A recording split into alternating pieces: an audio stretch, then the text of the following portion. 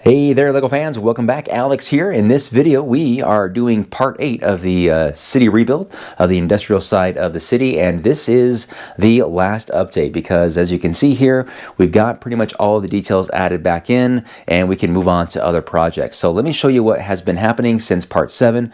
After that happened, I did get, of course, Ninjago City Markets added to the city. So that is right here, and Ninjago City is complete now with all those 4 modulars together. One could argue that it looks kind of ridiculous, maybe out of place because it is quite large and colorful, but you know what? That's what I love about this thing. It is very different and gives the city a very interesting dynamic. I'll say that. So really happy with this, and the fact that this is the big wall right here of Ninjago City at the edge of the city. I kind of like it because kids come to visit here. They look at the city. This is kind of at their eye level, and I think they'll enjoy seeing all the fun and finer details of Ninjago City. So after that was done, I went to work on the rebuild, and I started over here. And check it out. We have the new parking garage. It's definitely not the biggest version I've ever had. I think this is like the 4th one or so that I've had in my city. But as you can see, it takes advantage of the new modern day road plates. It's more friendly towards the compact car size. As you can see, larger cars will have a hard time fitting in here. The upper level here is accessed via this ramp. I'll get to that in just a second here. But you can see we have a nice pedestrian access way here for people to go up to the top there. And I got to get a sidewalk in there. I also need to add another walkway down here, or a staircase, so people can actually get down and cross the road there. Let me walk to the other side here, show you guys this. So the ramp right here, really happy with how this looked out, very clean looking. It's a little steep right here, not really happy with that, but that's kind of how it goes. But as you can see, they have this little intersection that they can access the 2nd level right there. And why this is so significant is that this is now another way for them to access the upper level. Because before, let me show you guys this really quick. And I know you guys a lot of you are already familiar with this, but we have this bridge right here going up. And this was the only access to the entire upper level. So let's say you wanted to get to the airport, you have to go up here, go through the residential area, cross this bridge, go through downtown, and go through over the train tracks up here to the airport. So this was very, very much needed, and very happy with how that turned out. So there is the new parking garage and ramp.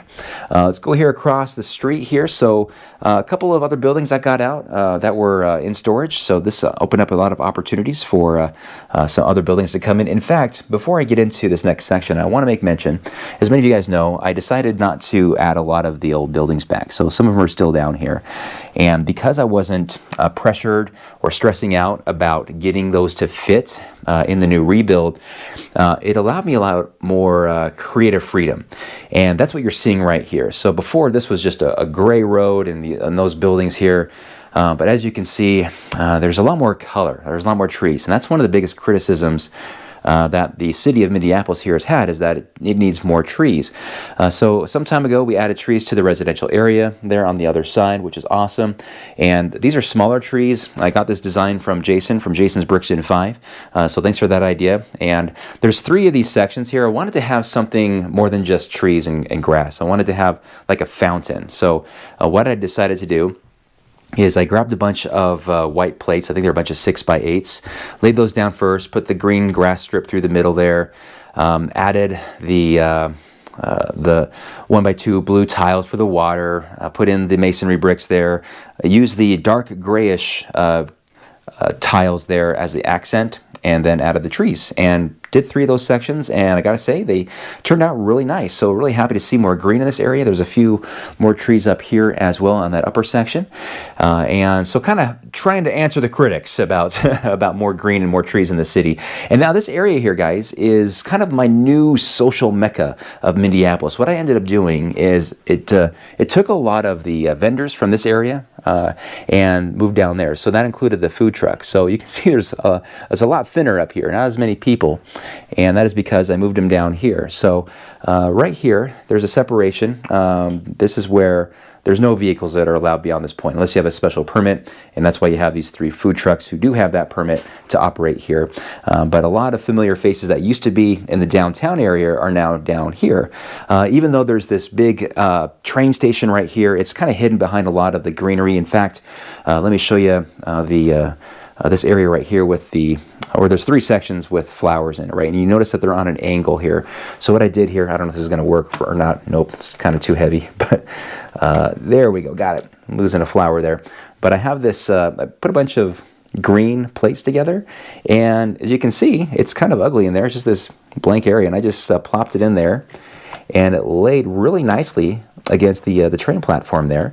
And I did that with those 3 sections, and it turned out really, really nice. That's got a little stubborn there. There we go. So over here, the steps is another thing that's a very simple but effective approach. Let me see if I can take this out. Whoops, fell down the stairs. Sorry, buddy. But I have a bunch of these 1x1 cheese wedge elements, and put them there, and I put it this way so the steps are a little bit larger for people to step on. And let's see if I can get it back in there. There we go. Yeah, really nice, effective design, and it didn't really have to do anything complex or crazy, and that works really well. One could argue that I need to have another step entrance over here, because as you can see, the platform is quite long and large, and well, if you're going to get up here, that's a long way to walk, so that's probably something I need to work on later. But as you can see, we got 3 platforms now, and there's plenty of space to access these trains. We have the staircase here that allows you to get to all 3 platforms. We have a main entrance here right here, but we also have an entrance over there as well for people to check in, a little gift shop, get your tickets, etc. I'm going to have this be my bus stop. It's kind of hard to reach in there because I'm like, it's hard to get access to that middle road there as well. So that'll be a nice more detailed bus stop there. I guess you could say I'm not completely done, but for the most part, it's done enough that I'm doing the video here, guys.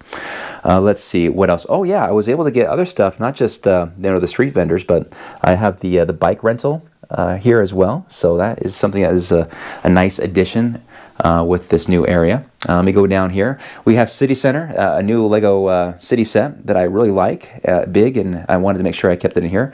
It seems like I actually wanted it connected to Ninjago City, and it does look actually pretty good connected to it, but couldn't quite make that work with the addition of city markets there.